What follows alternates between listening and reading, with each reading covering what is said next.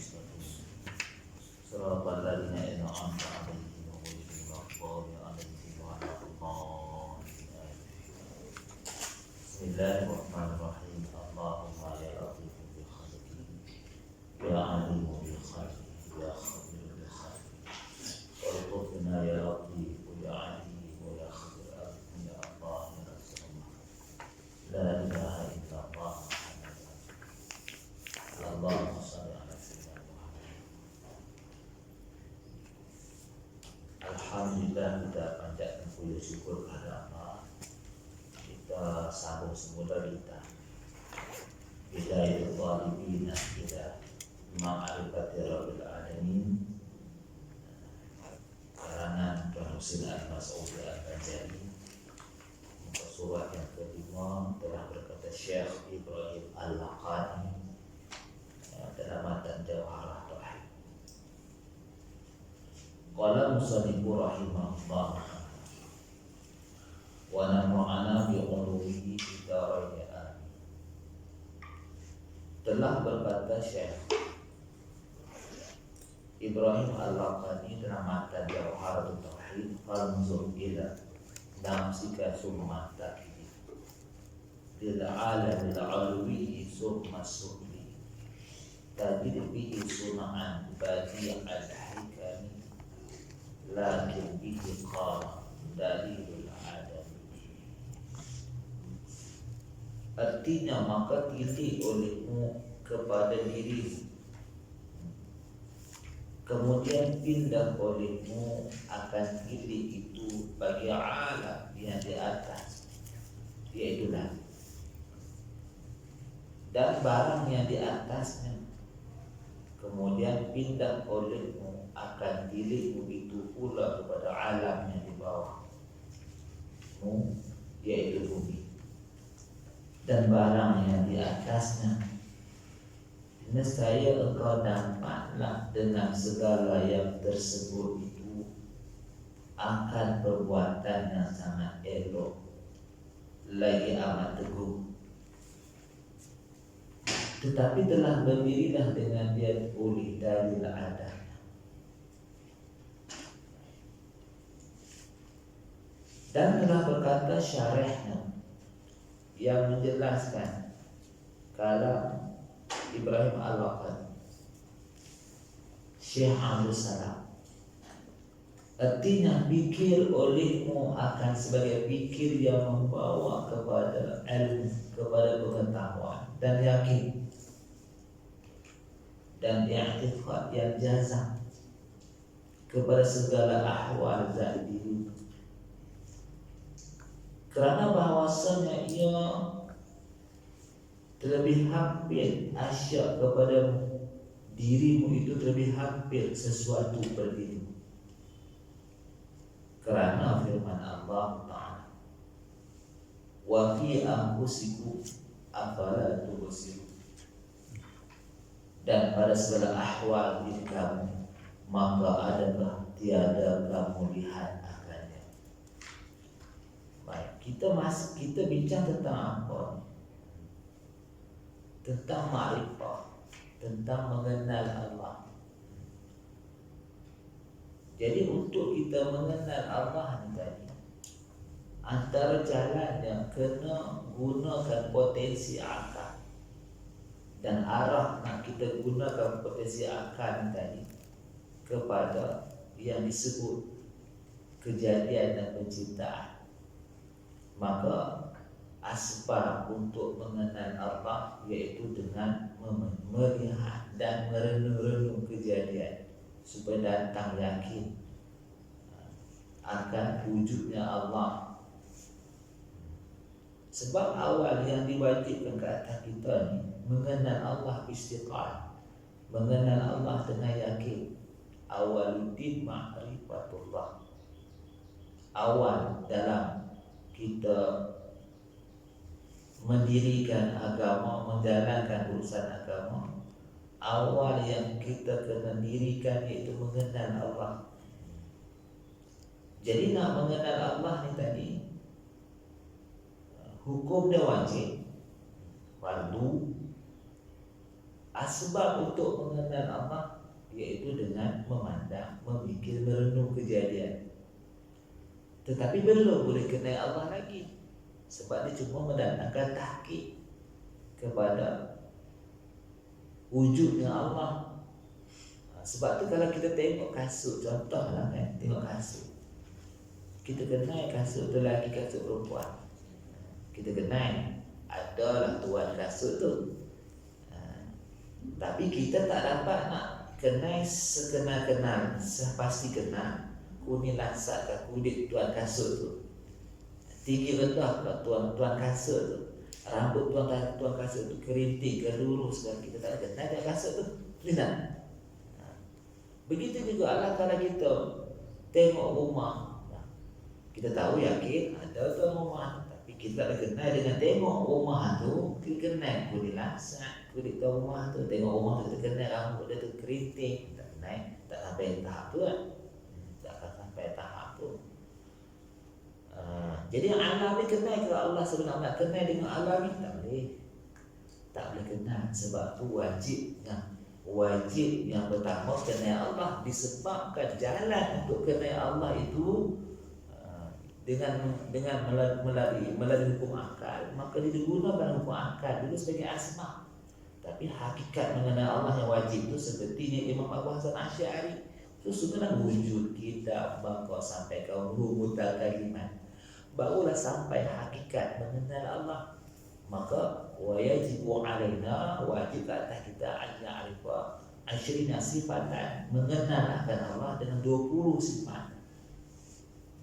Semat dalam kita hati kita kenal Allah tu sampai sifat 20 yang dirumus mewakili sifat kamalan bagi zat Allah.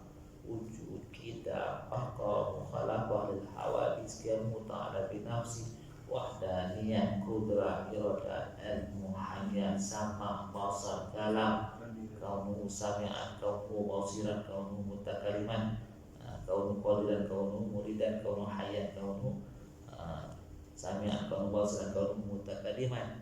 Jumlahnya 20. Yang itu yang baru sampai pasti kenal pada makam akal, pada makam akal. Baik. Jadi di sini ini dia bahas tentang itulah, tentang kepastian kita mengenal akan Allah pada memiliki perbuatan. Kita kenal akan adanya Allah pada memiliki asma, sifat dan hakikat wujud yang sempurna. Maka sebab tu dia kata antara asya perkara yang kita nak kenal, yang kita dituntut memandang dan mendidik berdasarkan fanzur ila nafsika suman takil ini, berdasarkan firman Allah, wa fi anfusikum afala tubsirun, dan pada segala ahwal diri kamu maka adakah tiada kamu lihat akan dia, maka bertunjuklah dengan dia atas wujud zat yang menjadi akan dikau. Tak kenal lagi, baru jalan untuk dapat panduan Allah pencipta. Bertunjuk dengan dia atas wujud zat yang menjadi, menunjuk pada ada wujud Allah akan dikau, dan atas wujud segala sifat kamalannya yang qadimah, kerana bahawasanya diri kamu itu melengkapi ia atas pendengaran dan penglihatan dan berkata-kata dengan huruf dan suara dan panjang dan pendek dan lebar, zahir dan batin, reda dan marah, suka dan duka, beberapa warna dan ilmu dan jahil, iman dan sakit, sehat dan barang lain daripada demikian itu yang disebut al-mazkur tadi, daripada barang yang terdapat engkau hingga akan dia banyak sangat yang boleh ditengok sudut-sudut yang ada pada diri ini, yang berbagai-bagai, jahil, iman, apa semua tadi lah, sakit, sihat, tengok di situ rupanya ada pencipta dia. Menunjukkan ada pencipta yang mempunyai keagungan, sifat yang maha sempurna, dan mempunyai perbuatan yang memberi bekas kepada setiap perkara yang terjadi kerana perbuatannya, cuma tak dapat detail apa sifat tu. Apa sifat tu? Maka sifat tu kena rujuk Quran dan hadis. Sekadar ada satu guide yang menarik menarik jawapan pasti bahawa ada pencipta yang maha sempurna pada pengetahuannya, pada kekuasaannya. Tapi apa tu? Maka kena rujuk balik Al-Quran dan hadis. Tak payah betul rujuk pada Abu Hasan Asy'ari. Dia bersifat kudrat, qadirun, iradat, muridun, ilmu alimun, sama hayat hayyun, sama sami'un, basar basirun, qa'imun bizatihi, berdiri dengan zatnya yang maha sempurna. Dia akan balik ke situ. Kalaulah di alam nafsi di sini kelakuan pandang dan cenderung nampak kepada pembuktian wujudnya Allah, rujuk balik kepada kalam Ibrahim Al-Laqani tadi. Summan takiri lil alamin alwi summa sufli. Begitulah rentak pandang kepada di alam langit dan yang ada di langit, dan kepada alam bumi dan yang ada di bumi. Semuanya menarik yakin wujud zat Allah yang bersifat dengan segala sifat kamalan, yang detail dia kena rujuk dalam Al-Quran yang dirumus oleh Imam Abu Hasan Asy'ari, Imam Abu Mansur Al-Maturidi.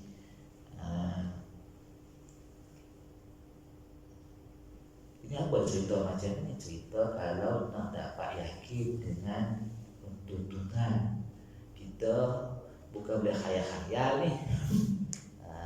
Jadi setiap objek yang kita sentuh dengan panca indera hendak ke Tuhan, maka kita kena memandang sudut ini, sudut pembuktian bahawa Allah itu maha wujud. Kewujudannya bukan kosong, bukan mutlak daripada segala sifat sempurna. Maka takluk kudratnya bukan dulu, bukan akan, sekarang ni sedang bertakluk kudrat dia. Dan pengaturannya bukan baru, bukan sekarang, telah lama, dia panggil sejak azali. Maka semua ini pengaturan, perancangan, berurusan mubasyaratan. Maknanya mubasyarah, maknanya mubasyarahnya apa Ustaz? Terus menerus, secara langsung, mubasyaratan, secara langsung perkara ini berhubungan dengan Allah ni. Gerak diam kita, bangkit duduk kita yang sekarang ni berurusan secara langsung dengan iradat kudrat Tuhan ni. Nampak macam tu? Maka berurusan secara langsung yang bergerak, pokok yang bergerak ni, pokok yang tumbuh, pokok yang tumbang. Begitulah yang di langit dan yang di bumi, apa juga lah yang dalamnya, semua berurusan langsung dengan Tuhan. Cuma kita nak isbatkan zat tadi dengan segala ketetapan yang ditetapkan, merujuk pada apa yang telah diklaim oleh Allah akan dirinya bersifat Allah. Kita balik pada Quran hadis.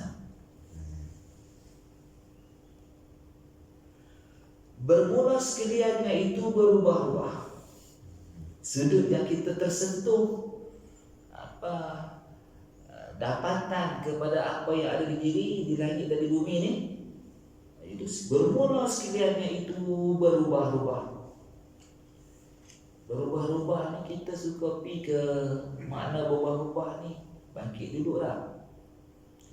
Berubah-ubah ni sama ada diri dia dulu tiada kepada ada, ataupun bangkit duduk tu berubah-ubah tu. Bangkit duduk, kenyang lapar, berubah-ubah juga. Tua, muda ke tua, kecil ke dewasa, berubah-ubah juga. Daripada tiada kepada ada, itu yang pada asal. Yang pada asal nak tengok dulu, tiada kepada ada. Daripada ada kepada tiada. Hal lain itu ahwal yang perkara yang berdiri kepada objek sendiri. Bila dia daripada tiada bermula, bila dia dah berdiri di atas titik tiada kepada ada, dah masuk dalam hukum berubah-ubah. Dia dah termasuk dalam hukum berubah-ubah. Tak mungkin dia terubah kepada ada kepada tiada, daripada ada daripada tiada kepada ada, dan tak mungkin dia boleh berubah daripada ada kepada tiada, Dan apa-apa yang tak berjangkit, berkait, berlawazim, berhubung dengan diri dia di antara ada ke tiada tu, semuanya dalam hukum berubah-ubah. Paling asal berubah-ubah daripada tiada berada. Itu berubah-ubah. Kita dulu tak ada kepada ada. Dulu kita tak dewasa kepada ada dewasa. Dulu kita tak ada ilmu, kemudian kita ada ilmu.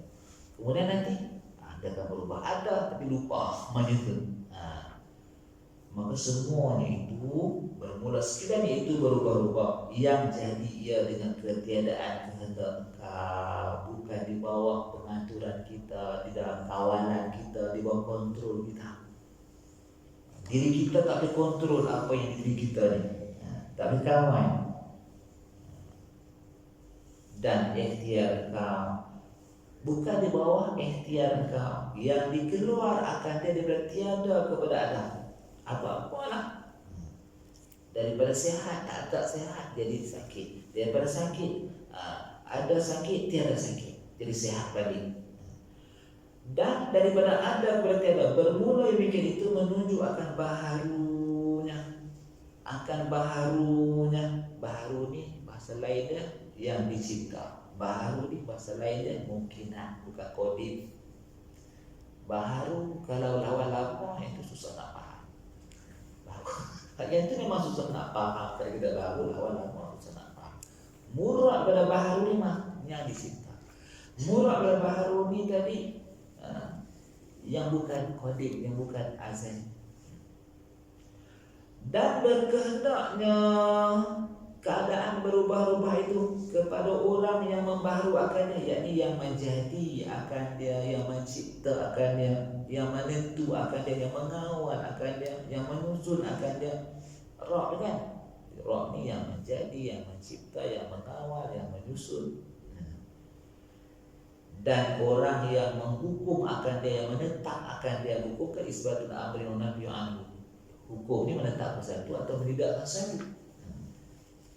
Yang wajib wujudnya si yang menghukum, yang wajib wujudnya si yang menjadi akan dia kerana gara-gara atau kerana punca kita melihat. Ini adalah baharu di ruang kawalan kita, di ruang pengaturan kita.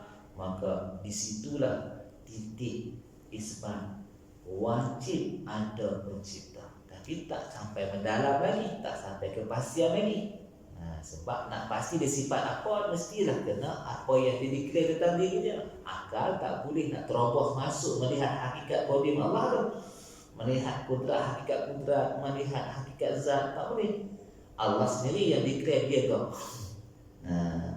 Maka itulah mudahnya kita tadi berakidah sunnah wal jamaah. Antara konsep dia laisa kamitslihi wa huwas samiul basir, antara konsep dan walam yakul lahu kufuwan ahad, yaitu Allah ni sesuci-sucinya, tak tersentuh seperti apa pun zatnya, seperti apa pun sifatnya, seperti apa pun kudratnya, ilmunya. Maka dia tidak zatnya di dalam pihak dan ada pihak dia tak faham lah. Dia tak duduk di penjuru mana, dia tak ada pihak dan dia tak duduk dalam pihak mana. Maknanya kalau sekarang ni Allah dekat mana, timur ke barat, pihak dia kan, utara ke selatan, timur ke barat, atas ke bawah, tepi ke tengah. Pikiran yang macam tu dinafikan, laisa kamitslihi syai'un. Pemikiran yang macam tu dinafikan, di atas aras ke, di bawah kias lah, di atas sesuatu, di bawah sesuatu, di tepi sesuatu, di dalam sesuatu, di luar sesuatu, tak sama sekali. Maka dengan pemikiran ini lah yang mengelak, menjauhkan kita daripada menghina Allah seperti yang hina. Kita hina, ada pihak, kita menghubungkan Allah dalam pihak, maka kita menghubungkan kehinaan makhluk yang hina kepada Allah yang Maha Sempurna. Di sini ni bila kata laisa kamitslihi atau mukhalafatu lil hawadis, ini menyucikan sebenarnya suci. Mana ahli sunnah wal jamaah ni akidah yang sempurna dalam makna menyuci dan mengagungkan Allah. Yang lain tu tak ada cakap ya. Tak tapi tak menyucikan Allah dengan sebenar-benarnya. Baik. Dan kalau keterlaluan sangat kita beku dalam makna ni, boleh juga menghukum orang yang tak bersalah. Seperti mafi jubati illallah, dalam jubahku tiada ada jubah kecuali Allah. Subhanahu, maha suci aku.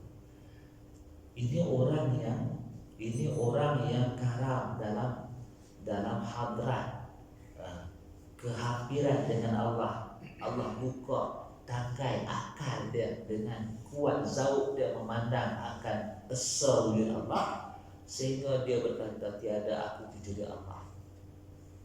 Guna kaedah laisa kami syai'un ni tadi pun kena hukum juga kawan ni. Sebab dia mengatakan Allah duduk dalam diri dia, atau dia jadi Allah. Allah jenama jadi dia. Menggunakan mukhalafatul hawadith ni kalau beku dengan kaedah ni, sehingga orang yang suci hati dia, yang berkata bukan atas ikhtiar dia kerana dijizbahkan Allah pun menjadi mangsa juga. Maka adalah 2-3 orang yang dibunuh kerana dihukum dengan kaedah ni. Jadi kaedah ni kena jangan beku, dia kena fleksibel macam tu. Jadi memanglah dia kenapa dia perlu dia mengatakan Allah masuk dalam tubuh dia bersatu dengan Allah, atau dia jadi Allah, itu pada takapan yang di luar orang tu dah tak akal. Allah tarik dia macam kita bercinta lah dengan seseorang, lalu kita berasa kita ni dia, kita sentuh tangan dia padahal bekas cawan macam tu dengan cawan tu dah jadi orang yang kita cintai tu.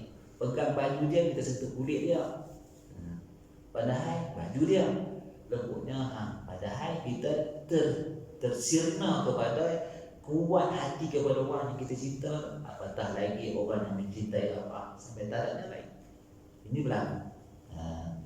Kita yang tak tahu apa-apa ni jangan tertiru-tiru. Jangan tertiru-tiru. Jadi pertengahan dan perjalanan awal mengasai Allah, tetapi menyelamatkan pada satu sudut, tetapi ada musibah pada menghukum ahli dakwah juga. Kalau kita berhukum di sini, kenapa cakap hal tu masih berlaku? Tak jadi. Saya tak faham Ustaz, nanti faham insya-Allah kita cerita nanti kita pun baca kitab kontroversial kan, nanti kita cerita ke sana. Kita pergi kalam suatu wahid. Baik, kita balikkan kitab.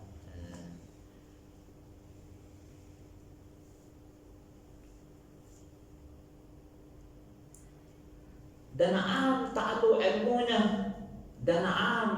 ilmunya dan kudratnya dan iradatnya yang bersifat bersifat kamalat dan qadimah intaha. Ta'alu ilmunya maknanya menyeluruh ta'alu ilmunya, kerana ilmu ni tadi dia berhubungan dengan yang mustahil, dengan yang wajib, dan yang harus. Apa tu wajib? Wajib dapat pahala, tinggal dapat dosa. Pada ni wajib pada akal, harus pada akal, mustahil pada akal. Ilmu Allah ni tadi dia takluk kepada yang wajib dan yang mustahil dan yang harus. Maka umum hukum akal ada 3, yang wajib, mustahil, harus. Hukum syarak ada 5 lah. Hukum syarak ada, hukum taklifi ada 5, hukum syarak ada 10. Benda yang 10 tu kan ada wadu'in tu, sah tu syarak tu, bukan kata adat tu batal. Jadi hukum taklifin 5, wajib, sunnah, haram, makruh, harus. Hukum akal kan 3 ada, wajib, mustahil, harus. Itu hukum akal. Membicarakan ketuhanan yang berhubung dengan keyakinan yang tepat dan hati, dia berkisar dalam 3 hukum ni. Hukum akal ni, hukum mesti, hukum tak mungkin, hukum boleh jadi. Hukum mesti, hukum tak mungkin, hukum boleh jadi. Tak mungkin 1/3. Jelas tak mungkin 1/3. Mesti 1/2. Itu kan?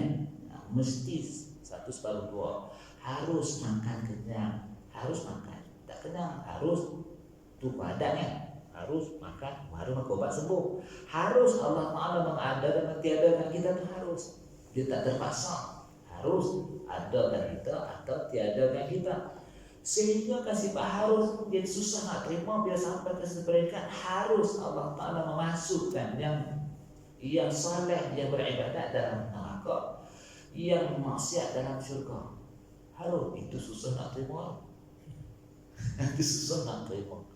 Harus kita orang beriman, kita orang Islam, kita tak pernah buat maksiat. Sepanjang hidup kita dimatikan, wajibkah Tuhan masukkan dalam syurga? Tak wajib, harus ya.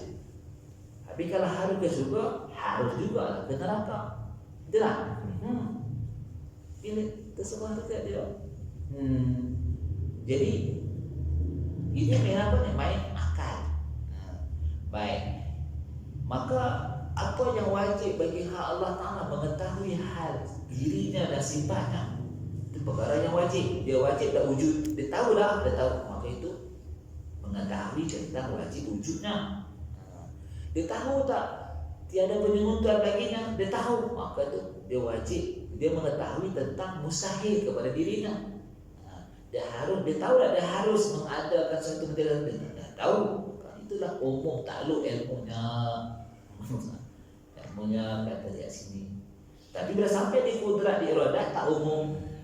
Sebab kudrat dan iradah hanya berhubung berkait bersentuh berhubung berkait bersentuh dengan mungkinat. Maka kudrat ini tadi mengada mentiadakan. Dia hanya takluk pada mungkin, tidak pada yang mesti, tidak kepada yang mustahil. Maknanya kudrat iradah tidak mengadakan zat Tuhan. Kudrat iradah tidak mengadakan syirik. Macam mana? Kudrat ini tak berkait dengan yang wajib. Contohlah orang buat soalan, boleh tak Tuhan dia berkuasa tak dia buat sesuatu yang besar sampai dia sendiri tak akan angkat? Begitu kan? Dia maha kuasa, dia buat sesuatu yang amat berat sampai dia sendiri tak mampu nak angkat. Kita jawab macam mana? Itu soalan itu salah. Posisi dia jawab dia balik kan dia. Dengan soalan balik. Tanya ada boleh tak gajah naik pokok, kera tarik pokok barang? Boleh tak gajah naik pokok? Dulu ada pucukan, makan pucukan di bawah kan, habis sekali dia pucukan. Tak boleh gajah kena ketukar badan dia buruk. Ataupun maknanya boleh Allah buat, boleh tak? Bukan kerja kudrat buat kerja gitu. Itu yang Nabi Idris cucuk mata Iblis tu tak ketahuan tanya bukan. Soalan tu salah, kena tanya, kena jawab pada dengan soalan tadi. Dia bagi kita fikir, kita jawab dengan fikir juga. Maka balik pada kitab ni, segala yang kita lihat titik dan baharu ini makhluk menunjukkan dia Khalik. Maka di sini juga bukan sekadar menunjukkan kepastian Allah itu ada, maka juga umum pengetahuan Tuhan, menguasai semua pengetahuan Tuhan, dan nyata sungguh ada kudrat Tuhan dan iradat Tuhan yang bersifat dengan beberapa sifat kamalat yang tak terkira. Kan Allah Ta'ala ni bersifat dengan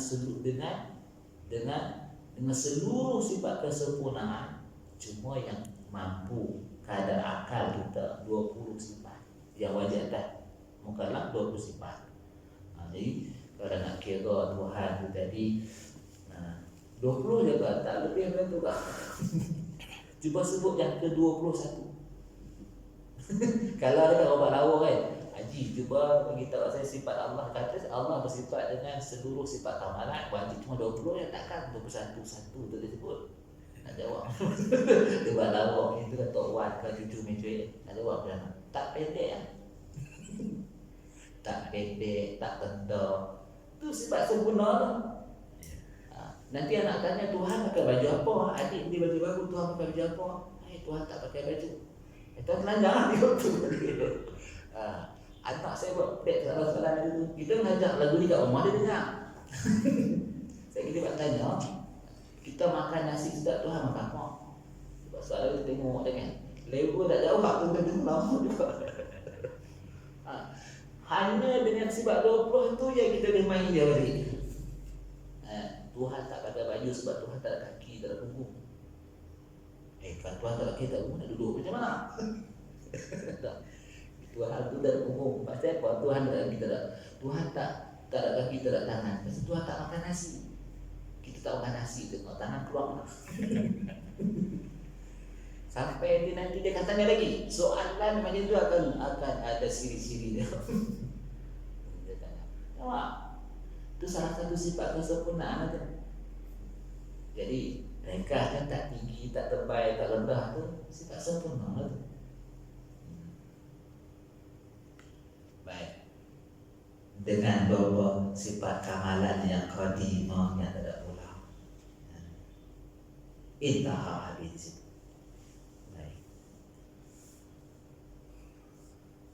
Ayat ini tidak masuk satu pembahasan yang agak seni lagi. Dia bawa pula dalam nikah. Dan lagi telah berkata Syekh Ahmad bin Muhammad Ibnu Abdul Karim bin Athaillah Al-Skandari di dalam hikamnya, ja'alaka fil alamil mutawassili baina mulkihi wa malakutihi. Artinya telah menjadi oleh Allah akan dikau hai manusia pada alam yang menengahi ia antara alam mulknya dan alam malakutnya.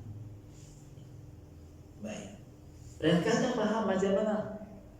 Bukan sahaja manusia ni tadi apa yang idrawi nampak, kita sebagai manusia pun sebenarnya kita kena tahu kita ni tadi ada ciri fisik, ciri zahir, ciri jasmani, rohani, jasmani dengan rohani, zahir dan batin. Lagi hadwi, bukan tengok luar ni dah. Maka bila kita balik kepada hikam Ibn Athaillah, kita ni ada dua ciri, ciri yang mulk, ciri yang malakut. Ya kan, ada roh kan. Roh tu benda lain kan. Jadi yang bahasa malakut ada, yang bahasa mulk ada. Complicated maknanya manusia ni. Baik. Bermula makna alam mulk min laqab mulk, iaitu alam syahadah, alam kenyataan, alam fisik, alam indrawi. Artinya alam yang hadir, yang fisik, yang nyata, dan yang nyata yang didapat akan dia dengan segala panca indera yang zahir ini, iaitu segala ajsam yang kathir, yang tebal, seperti langit dan bumi dan kayu dan batu dan segala jasad binatang dan barang lain daripada segala yang tersebut itu, daripada yang kasih, daripada ajram yang kasih, jirim-jirim menghilang, daripada ajram yang kasih, ajsam udah roh tu, ini kena betul tu, daripada ajsam yang tebal. Maknanya kita ni mengenal orang, kita katalah kita menikah dengan zahir dan batin. Kadang-kadang ni bukan macam laki aku dah. Maknanya pasal apa? Ada satu mengasuh. Ini bukan bini aku tadi. Maknanya ada sisi yang batin dah bukan dia. Jadi kita ada dua sisi, satu sisi zahir, satu sisi batin. Bermula makna alam malakut iaitu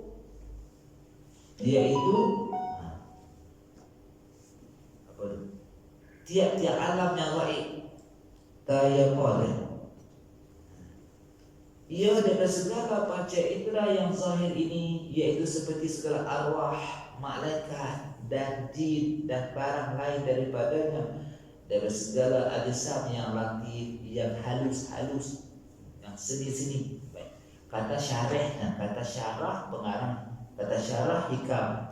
Ja'alaka fil alami, apa syarah? Maka tiada manusia itu daripada alam mulk semata-mata, dan tiada pula ia daripada alam malakut semata-mata, tetapi adalah ia menengahi antara keduanya, akan sebagai menengahi pada hisi dan pada makna. Adapun menengahi pada hisi, maka kerana bahawasanya Allah Ta'ala telah menjadi ia akan manusia itu akan langit dan bumi bermula barang lain daripadanya, dari segala binatang dan kayu dan batu dan laut dan angin dan hujan dan barang lain daripada segala yang disebut itu, daripada barang ada ia akan langit dan bumi yang lain daripada manusia, iaitu dijadikan sekaliannya itu bagi manusia supaya mengambil manfaat ia manusia dengan segala yang disebut kayu, batu, laut tadi ni. Dalilnya firman Allah, "Wallazi khalaqa lakum ma fil ardi jami'a."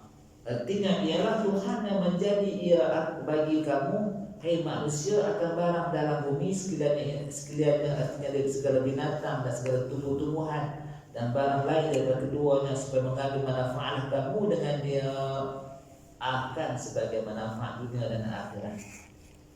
Yang maknanya apa cerita? Ini sudut lain cerita. Allah jadikan kita di atas langit dan bumi ini, maka Allah juga jadikan nyalain satu level, pokok, binatang, lautan, gunung ganang, selevel dengan manusia pada fisik dia. Hikmah ada kenapa? Untuk manusia itu sendiri menggunakan sekalian kejadian itu. Sebab manusia sebagai pengurus dunia ni, maka untuk manusia menggunakan kejadian-kejadian yang cipta itu baik. Di sana pun kita dapat lihat ada unsur i'tiqad, apa ni, ketetapan baharu makhluk di sana pun ada nak kembali kepada Allah tu. Tapi kalau kita balik kepada hikmah kejadian lain yang ada di antara langit dan bumi, termasuk diri manusia sendiri, kerana Allah jadikan untuk manusia sebagai nikmat. Menyatu segi sudut kajian lain lah, hikmah kejadian tu. Dan lagi firman Allah, Allahul ladzi khalaqas samawati wal arda wa anzala minas samai ma'an fa akhraja bihi minas samarati rizqan lakum wa sakhkharakumul fulka litajriya fil bahri bi amrihi wa sakhkharakumul anhar wa sakhkharakumus syams wal qamar daibaini wa sakhkharakumul laila wan nahara wa ataakum min kulli ma sa'altumuhu wa in ta'udu ni'matallahi la tuhsuha. Bermula Allah, yaitu Tuhan yang menjadi ia Allah, akan 7 lapis langit dan bumi, dan menurun ia Allah dari langit akan hujan, maka mengeluar ia Allah dengan air hujan itu akan segala buah-buahan padahal makanan bagi kamu atau bagi haiwan kamu, dan menghina ia, artinya memudah ia bagi kamu akan segala kapal dan perahu, supaya berlayar ia dalam laut dengan menyempurnakan bagi hajat kamu dengan izin Allah Ta'ala, dan memudahkan ia Allah bagi kamu akan segala sungai, dan memudah ia bagi kamu akan matahari dan bulan yang berlarilah keduanya di dalam cakrawalanya, padahal tiada berhenti keduanya, dan memudahkan ia bagi kamu akan malam dan siang, dan telah mendatang ia Allah akan kamu dengan kurnianya daripada tiap-tiap barang kamu pinta akan dia. Dan jika kamu hendak bilang akan segala nikmat Allah, nescaya tiada dapat kamu menghingga akannya pada bilangannya. Dan barang lain daripada 2 ayat ini, yaitu beberapa ayat lagi yang menunjuk sekiranya ada hikmah Allah Ta'ala menjadi atas sekaliannya itu bagi menuntut manfaat manusia padanya. Inilah kenapa kita dijadikan fisik ni. Hikmah ada kerana Allah bagi kita ni tadi kurniaan. Mana kita ni tadi Allah jadikan kita secara fisik dan segala tumbuh-tumbuhan ni untuk dijamu tubuh ni. Untuk hikmah ada untuk diri ni. Tapi tengok ikut peraturan syarak lah kan. Maka terkadang ada pada manusia itu daripada sifat malaikat. Baik, yang ini di antara yang bagi pada kala hikam tadi yang kata kejadian insan di antara dua fizik dan yang rohani itu, yang jasmani dan rohani itu, yang zahir dan yang batin itu. Baik, ini nak masuk yang batin pula. Terkadang ada pada manusia itu daripada sifat malaikat seperti akal dan ilmu dan ma'rifatullah dan iman dan taat kepada Allah.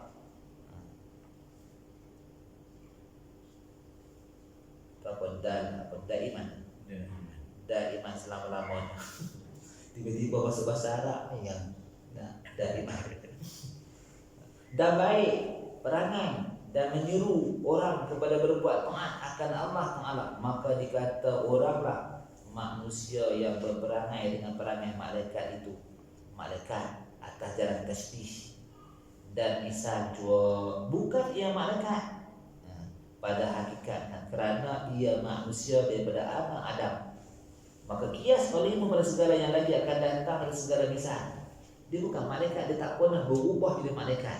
Dia dijadikan Allah istimewa manusia yang passionnya bercampur dua unsur zahir dan batin. Kalau dia baik sangat pun orang panggil dia malaikat, dia bukan malaikat. Cuma jalan tasbih sahaja, jalan menyerupa saja. Mana ada tengok apa selain pada orang kita nampak ini macam malaikat? Tak ada sebab haiwan dia tak ada unsur batin tu.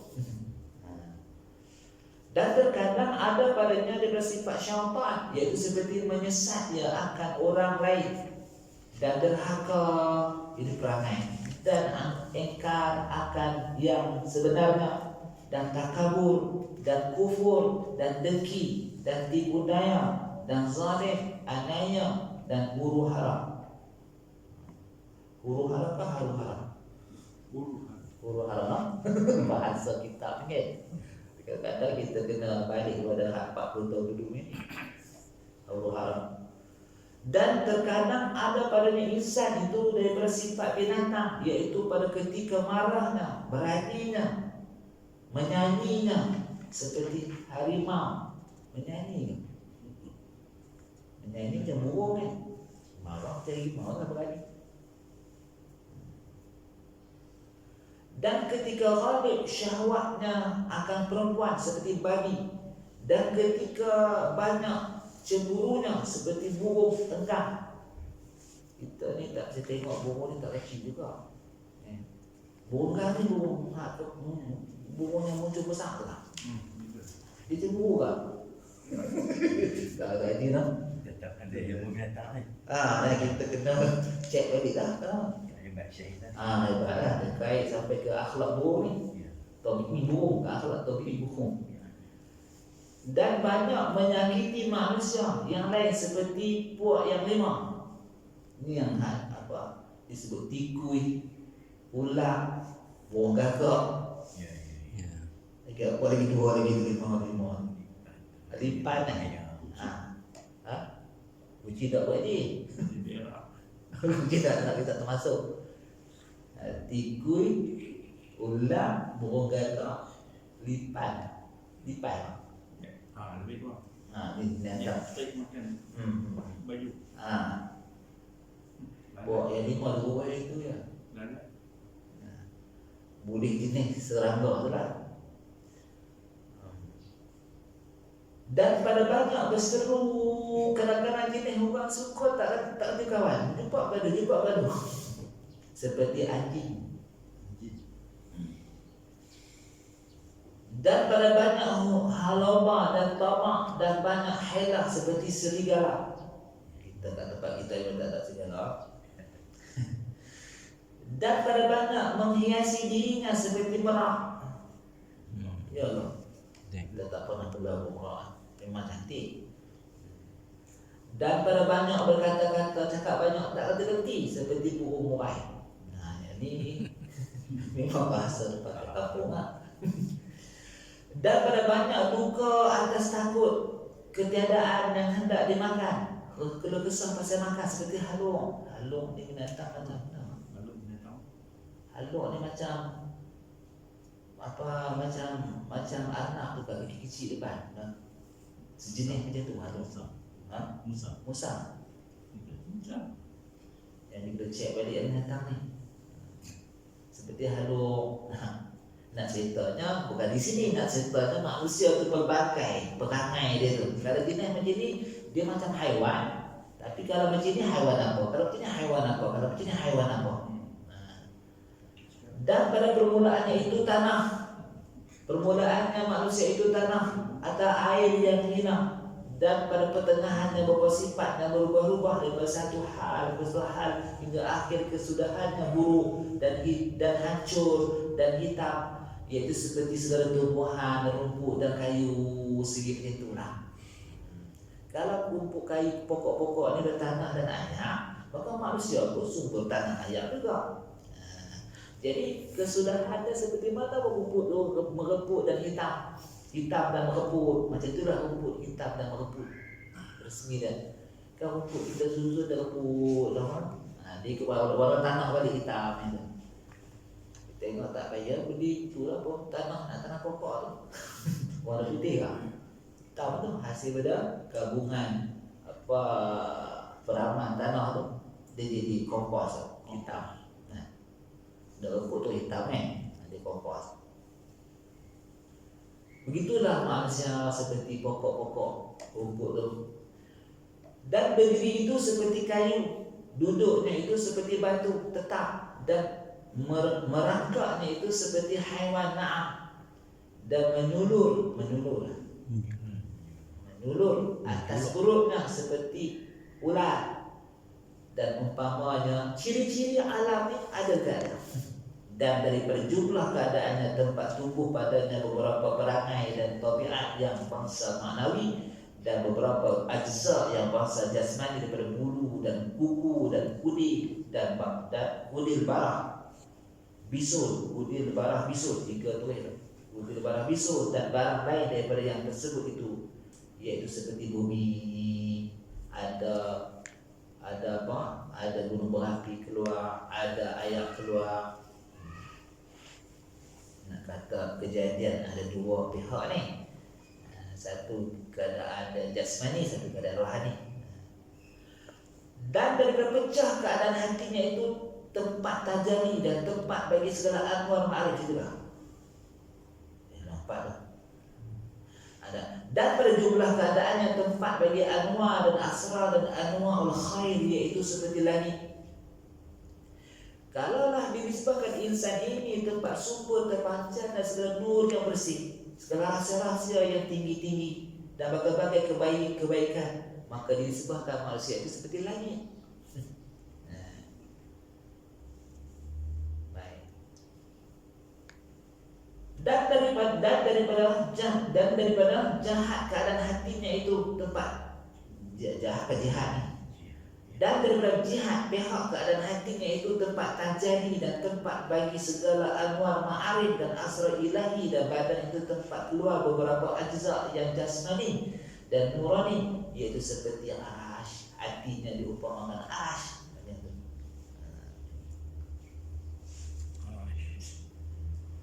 Insan itu kalaulah dia itu sumber nur dan asrar, maka diumpama langit. Itu para awliya, para afiya ni.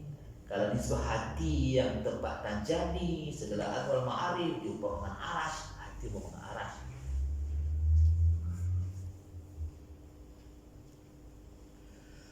Dan daripada jumlah keadaannya manusia itu tempat pertaruhan segala ilmu dan hikmah, dan tempat dhabit segala pekerjaan yang ada ia dan yang lagi akan ada ia, iaitu seperti lauh dan qalam. Jadi kita ni tempat akan berlaku sesuatu, tempat nak letak apa nak berlaku, apa yang nak berlaku, maka seolah dia dikiaskan seperti qalam dan lauh mahfuz.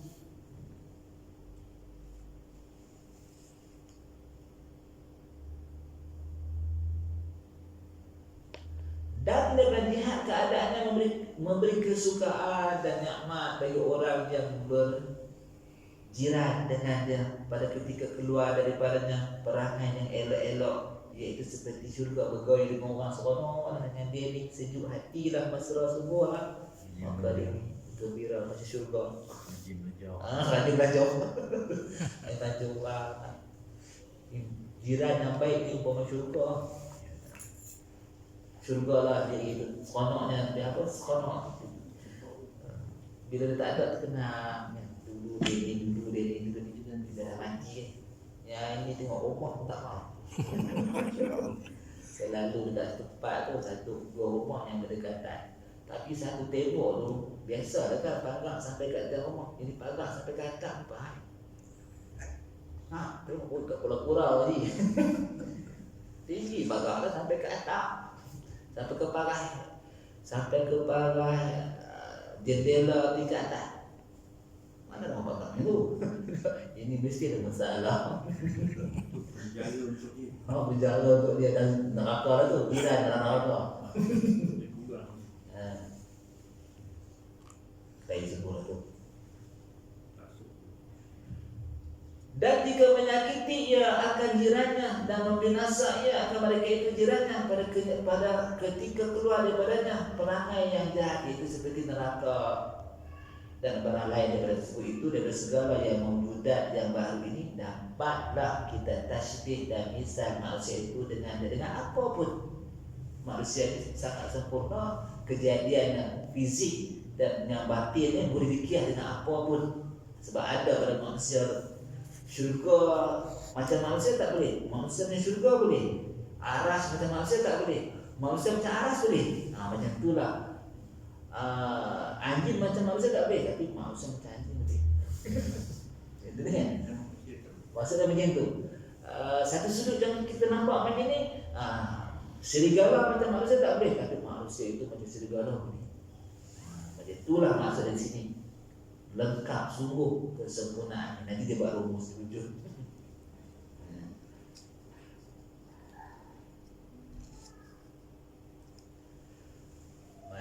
Daripada segala yang mewujudat yang baru ini dapatlah kita tasbih dan misal manusia itu dengan dia, maka dikata oranglah bagi manusia itu dengan sebab mereka itu rohanian jisman, rohanian jismanian, rohanian jismanian, samawian ardian atas jalan tasbih.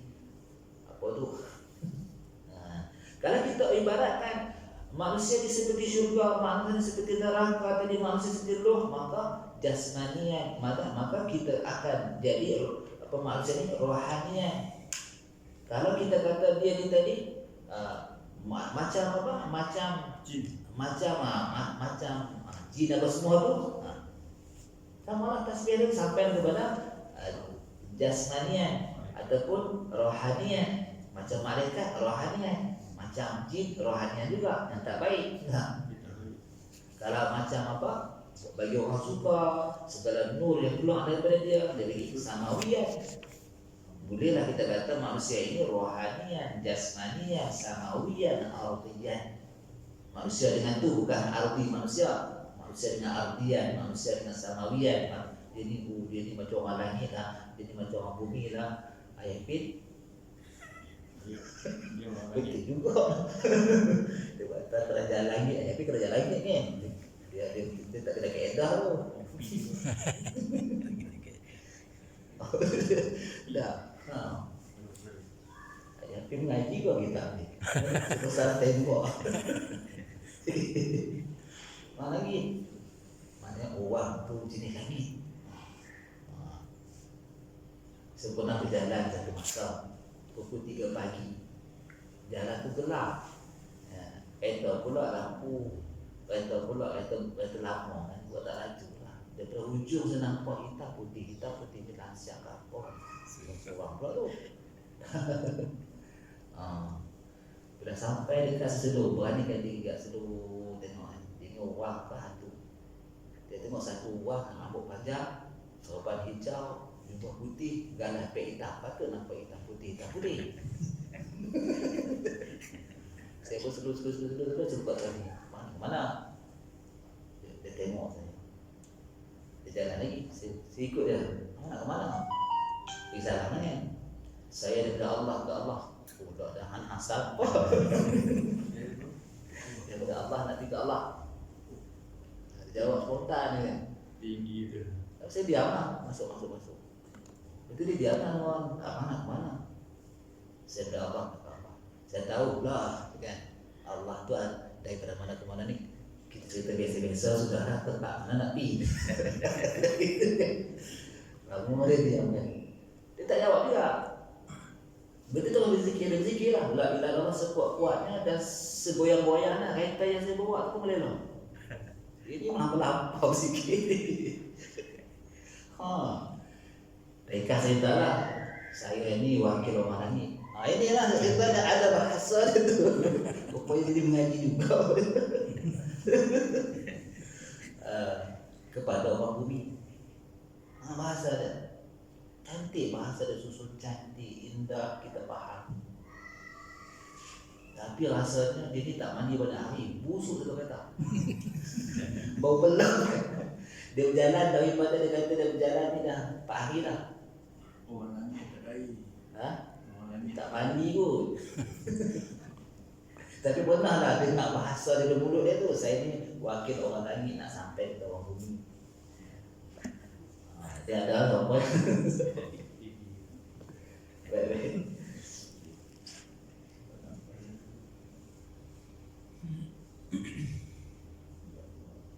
Baik. Atas jalan tasbih, atas jalan menyerupai dan misal seumpama seperti jua, bukan ia atas jalan hakikat seperti yang dikata oleh setengah manusia pada mengenal diri, iaitu jauh daripada kaedah yang sebenarnya. Sebahagian mengatakan kita ni orang langit suruh ni. Bukan. Ini malaikat dah ni, bukan. Manusia tetap manusia. Tasbih ini permasalahan yang pernah bakal ditemui oleh Tuan Husin, dan dia menafikan pemahaman ni. Satu sudut dia mengiyakan, tapi satu sudut sehingga mengiktikadkan berubah jadi jadilah. Dia menafikan hal itu. Kerana ia manusia anak Adam, bukan ia langit, bumi, dan bukan ia malaikat dan jin, bukan ia binatang dan kayu, batu. Dan demikian lagi dengan sebab harus kita tasbih itu dikata pula bagi manusia itu alam asrar nuskah. Panjang ni kan? Nuskah bagi alam akbar. Baik.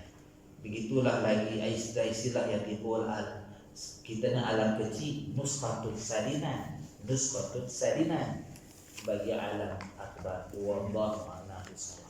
Intinya segala yang ada di alam semesta ni kita boleh carikan tubuh Di kita ni daripada setinggi-tinggi sampai serendah-rendahnya. Maknanya konsep kerohanian gali di sini dah. Pasti kita di antara alam rohani di sini. Maknanya hikmah yang ada di alam rohani ada di sini. Kehakikat nur dapatan di alam rohani ada di sini. Begitu seperti mana alam jasmani, alam haiwan semua tu kan di sini.